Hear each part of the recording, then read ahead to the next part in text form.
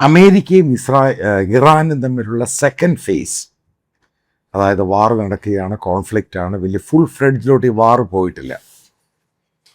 ഇതിനിടയ്ക്ക് കേരളത്തിലെ വാർത്താ മാധ്യമങ്ങളിലും ചില ദേശീയ പത്രങ്ങളിലുമൊക്കെ ഇപ്പം അമേരിക്കയോട് ഇന്ത്യയുടെ അത്ര അടുപ്പമല്ല ഇപ്പോഴും, കാരണം മീഡിയയ്ക്ക് താല്പര്യമൊന്നുമില്ല. ഇപ്പം ഏകദേശം ഈ പറയുന്ന പത്രങ്ങളും കേരളത്തിലെ മീഡിയയും സാറ്റലൈറ്റ് ചാനലും ന്യൂസ് പേപ്പർ, അതായത് ഏറ്റവും കൂടുതൽ സർക്കുലേറ്റ് ചെയ്യുന്ന ചില മലയാളം ന്യൂസ് പേപ്പേഴ്സ്, സാറ്റലൈറ്റ് ചാനലൊക്കെ സ്ഥിരം വാർത്ത കൊടുക്കുകയാണ്. ഈ പറയുന്ന ഇറാൻ തിരിച്ചടിച്ചു, ഇറാൻ ബാരേജ് ഓഫ് മിസൈല് വിട്ടു, അത് അമേരിക്കൻ ബേസിലാണ് വീണത്. അപ്പം ബാക്കിയൊന്നും പറയുന്നില്ല, എന്ത് സംഭവിച്ചു എന്നുള്ള കാര്യം പറയുന്നില്ല. പക്ഷെ ഇറാൻ സ്ഥിരമായിട്ട് മിസൈല് വിടുന്നുണ്ട്. അതേപോലെ അമേരിക്ക ഏകദേശം 180ഓളം 170ഓളം, കാരണം 6ാമത്തെ ദിവസമാണ് പോകുന്ന സെക്കൻഡ് ഫേസ് അറ്റാക്കുമായി ബന്ധപ്പെട്ട്. നിങ്ങൾക്കറിയാം, അമേരിക്കയും ഇറാനും തമ്മിൽ നടത്തിയ സീസ് ഫയർ എഗ്രിമെന്റ് ഫ്രജയിലായിരുന്നു. അത് അതിന് യാതൊരു അർത്ഥവത്വം ഇല്ലായിരുന്നു, അത് കൊളാപ്സ് ആയിപ്പോയി. ഈ എഗ്രിമെന്റ് ഉണ്ടാക്കിയ സമയത്ത് ഞാനെന്ന് പറഞ്ഞത് അമേരിക്കൻ ഫേവറാണ് ഈ എഗ്രിമെന്റ്. അതായത് 60 days സീസ് ഫയർ എന്ന് പറഞ്ഞ അമേരിക്കൻ ഫേവറാണ്. ഏകദേശം ഇത് മുഴുവൻ ഇറാൻ സറണ്ടർ ചെയ്തുകൊണ്ടാണ് ഇത് ചെയ്തിരിക്കുന്നത്. ഞാനത് പറഞ്ഞു. അന്നും പല ആൾക്കാർ എന്നെ തെറി വിളിച്ചു. ഇപ്പം ഇറാൻ്റെ സ്പീക്കർ തന്നെ പറയുന്നത് ഇത് കംപ്ലീറ്റ് ആയിട്ട് അമേരിക്കൻ ഫേവറായിട്ടാണ് എഗ്രിമെന്റ് ചെയ്തത്. അതായത് ഹോർമൂസ് കംപ്ലീറ്റ് ആയിട്ട് അമേരിക്കയ്ക്ക് വിട്ടുകൊടുക്കാൻ വേണ്ടിയുള്ള എഗ്രിമെൻ്റാണ് ഉണ്ടായത്. ഇതിനകത്ത് ഇറാന് കാര്യമായ പ്രസക്തിയില്ല. അപ്പം ഈ രീതിയിലുള്ള ടോക്സ് ഇപ്പം നടക്കുന്നുണ്ട്. അപ്പം നമ്മൾ നോക്കാം, ഈ കേരളത്തിലെ മീഡിയയും, അതായത് സാറ്റലൈറ്റും മറ്റുള്ള യൂട്യൂബും ന്യൂസ് പേപ്പറൊക്കെ പറയുന്നത് എന്താണ് യഥാർത്ഥ സ്ഥിതി എന്നുള്ളത്. ആദ്യം ഒരു കാര്യം മനസ്സിലാക്കുക, അമേരിക്ക എന്ന് പറയുന്ന രാജ്യം ജനാധിപത്യ രാജ്യമാണ്. നമ്മളെക്കൊള്ളൊക്കെ ജനാധിപത്യത്തിൽ വളരെ മുമ്പിലാണ്. അവിടെ മീഡിയ ഫ്രീഡം ഉണ്ട്, ശരിക്കും ഫ്രീഡം ഉണ്ട്. അവർക്ക് അമേരിക്കൻ പ്രസിഡന്റിനെ ക്വസ്റ്റ്യൻ ചെയ്യാം, അമേരിക്കൻ പ്രസിഡന്റിനെ തെറി വിളിക്കാം. അതിനൊന്നും അവിടെ യാതൊരു പ്രശ്നമൊന്നും ഉണ്ടാകില്ല. പക്ഷെ അതിനൊക്കെ തെളിവുണ്ടായിരിക്കണം. അപ്പം ഈ പറയുന്ന ഇത്രയും അറ്റാക്ക് ഉണ്ടായി. ഞാൻ ചില കാര്യങ്ങൾ, ഇവർ ഈ പറയുന്ന കാര്യത്തിൽ എന്താണ് സത്യാവസ്ഥ എന്ന് നിങ്ങളാണ് അനുമാനിക്കേണ്ടത്. ആദ്യം മനസ്സിലാക്കുക, അമേരിക്കയുടെ പ്രധാനപ്പെട്ട മീഡിയ ഹൗസുകളായ ന്യൂയോർക്ക് ടൈംസ് ഉണ്ട്, അമേരിക്കയുടെ ന്യൂസ് ഏജൻസി ഉണ്ട് അസോസിയേറ്റഡ് പ്രസ്, വാഷിങ്ടൺ പോസ്റ്റ് ഉണ്ട്, USA ടുഡേ ഉണ്ട്, അങ്ങനെ പല പത്രങ്ങളുണ്ട്. അതേപോലെ ഗ്ലോബലായിട്ടുള്ള BBC ഉണ്ട്, CNN ഉണ്ട്, അൽ ജസീറ ഉണ്ട്. അൽ ജസീറ മാറ്റി നിർത്തുക. അപ്പം ഇവരൊക്കെ ബേസിക്കലി അമേരിക്കൻ പ്രസിഡന്റ് ട്രംപിനെതിരെ വാർത്ത ചെയ്യുന്നവരാണ്. എല്ലാവർക്കും അറിയാവുന്ന ഒരു ആൻറ്റി റിപ്പബ്ലിക്കനാണ്, ഫേവർ ടു ഡെമോക്രാറ്റ്സ് ആണ് ഈ പത്രങ്ങളൊക്കെ.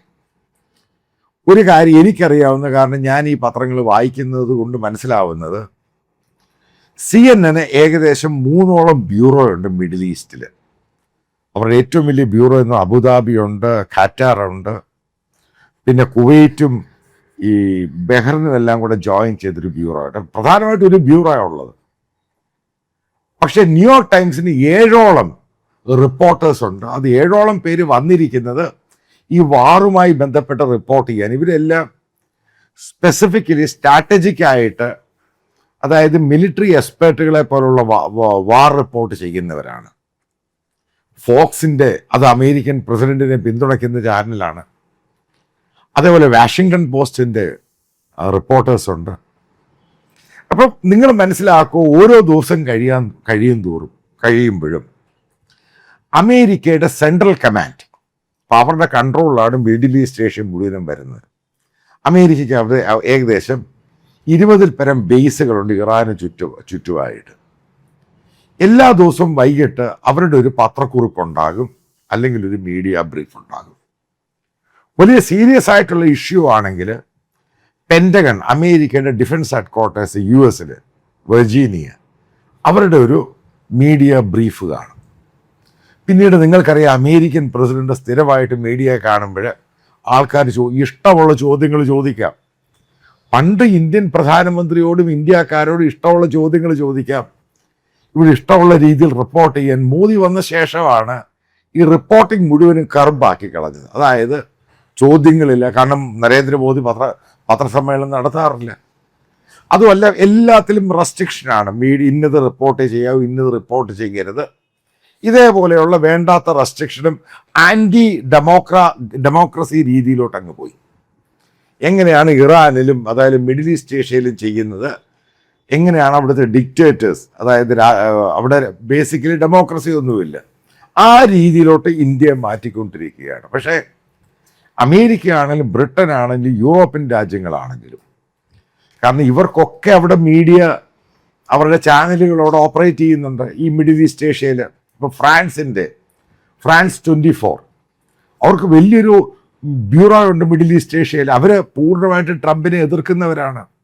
ജർമ്മൻ മീഡിയ ഹൗസ് ഉണ്ട്. അതേപോലെ ഇസ്രായേലിൽ പോലും അവരുടെ പത്രങ്ങൾ പോലും അവിടുത്തെ പ്രധാനമന്ത്രിയെ പറ്റി എഴുതുന്നവരാണ്. കാരണം പ്രധാനമന്ത്രിക്ക് എതിരെയുള്ള ബെഞ്ചമിൻ നെതന്യാഹുവിനെതിരെയുള്ള അഴിമതി ആരോപണം കൊണ്ടുവന്ന അവിടുത്തെ മീഡിയയാണ്. പിന്നീട് അത് പാർലമെൻറ്റും ചർച്ചയും അത് പ്രൂവ് ചെയ്യുകയും ചെയ്തു. അപ്പം അതിൻ്റെ ഒരു ഭാഗത്ത് കിടക്കുന്നു.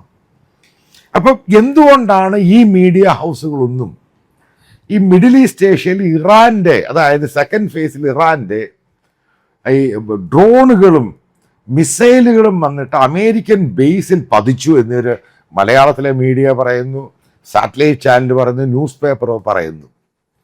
എന്നിട്ട് അവരെന്തുകൊണ്ടാണ് ഇതൊന്നും റിപ്പോർട്ട് ചെയ്യാത്തത്?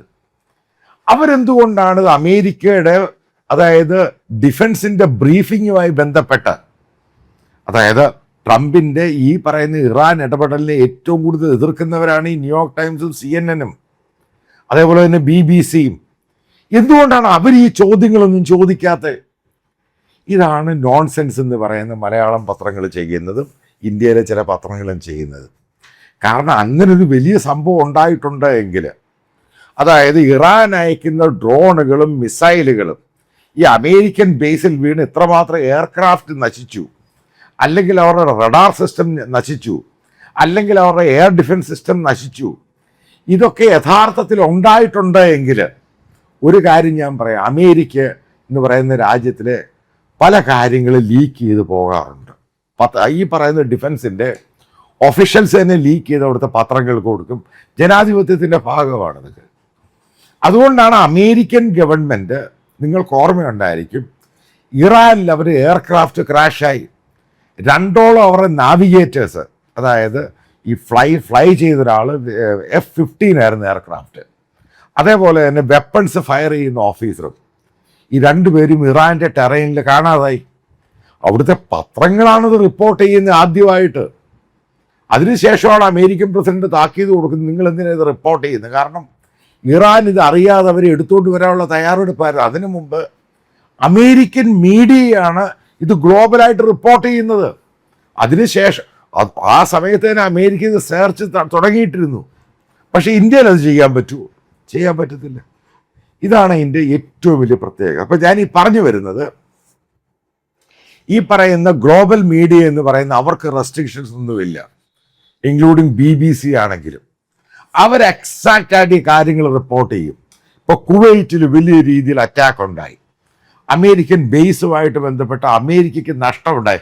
ചിലപ്പോൾ ഉറപ്പായിട്ടും ഈ പറയുന്ന മിസൈലിൻ്റെ ഡ്രോണിൻ്റെ ഈ ഇൻ്റർവീൻ ചെയ്യും, അതായത് ഈ ആൻറ്റി എയർക്രാഫ്റ്റ് സിസ്റ്റം വെച്ചിട്ട് അതിൻ്റെ ഭാഗങ്ങളൊക്കെ വന്ന് വീഴും, ഓയിൽ ഡിപ്പോയിൽ തീ കത്തും, ഇതൊക്കെ ഉള്ളതാണ്.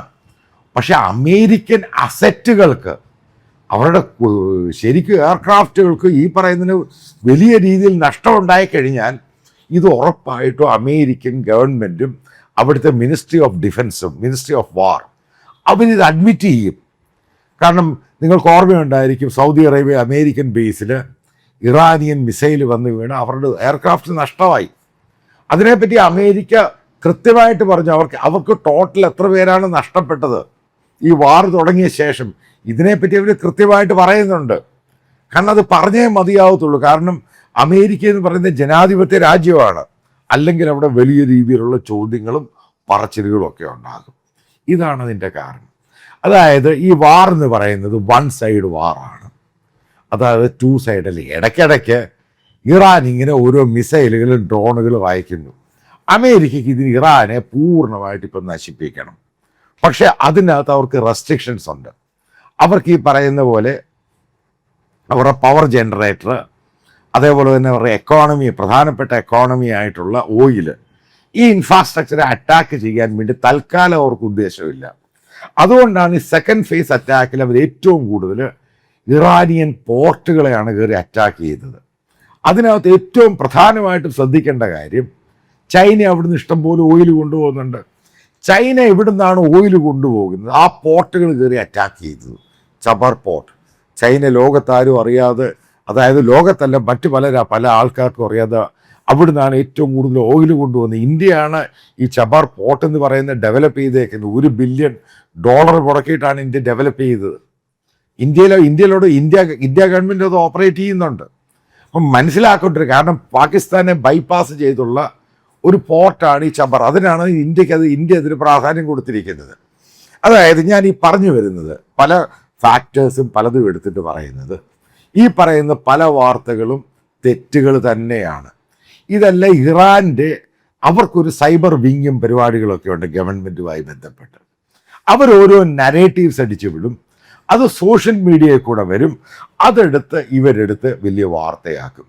ഇതിൽ മനസ്സിലാക്കേണ്ടത്, ഇപ്പം ഗ്ലോബലായിട്ടുള്ള ഈ ഏജൻസികളുണ്ട്, അതായത് ഇൻ്റർനാഷണൽ ന്യൂസ് ഏജൻസികൾ, റോയിറ്റേഴ്സ് ഉണ്ട്, അതേപോലെ തന്നെ അസോസിയേറ്റഡ് പ്രസ് ഉണ്ട്, ഫ്രാൻസിൻ്റെ ഏജൻസി ഫ്രഞ്ച് പ്രസ് ഉണ്ട്, പിന്നെ അങ്ങനെ പല ഏജൻസികളുണ്ട്, ഇപ്പോൾ ആക്സിയോസ് ഉണ്ട്.